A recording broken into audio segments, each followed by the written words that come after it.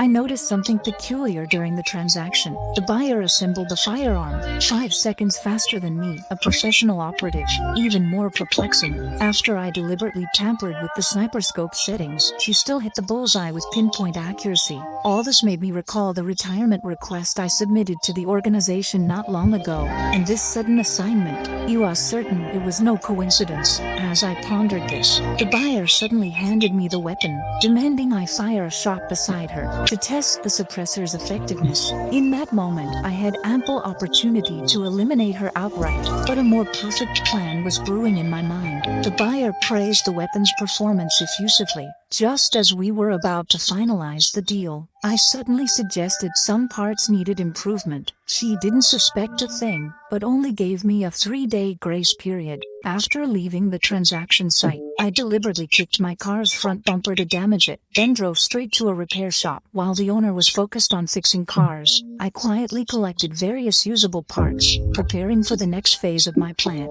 Back home, I immediately began dismantling these parts. I placed the stolen metal washers on the workbench and hammered them repeatedly until they achieved the desired shape. I intended to use this scrap to replicate an identical weapon. Next, I precisely cut the stolen steel pipe into 12 segments and assembled them with the machined washers. Finally, I fitted a custom casing. A perfect replica silencer was complete. To pair with this silencer, I specifically purchased a second-hand firearm from the black market. After completely disassembling and reassembling it, it appeared indistinguishable from an ordinary gun. Yet every component had undergone meticulous adjustments. Now came the most critical part. I filed the bullet tips flat with a rasp, drilled a tiny hole into each one, then carefully injected a few drops of mercury. Even if these modified bullets missed vital organs, the mercury's toxin could deliver an instant, lethal blow. 3 days later, the transaction proceeded as scheduled. Just as I handed the modified bullets to the buyer, he suddenly demanded another inspection. I noticed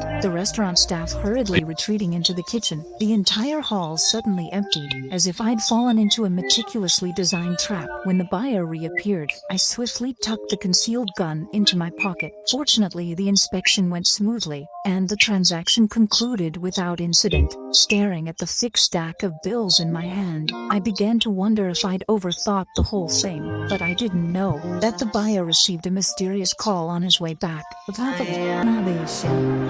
the opportunity to stand at the sideboard. I'm following him now. Late that night, I hesitated about confessing the truth to the buyer, but what happened next made me abandon the thought entirely. I realized that from the moment the deal closed, I had been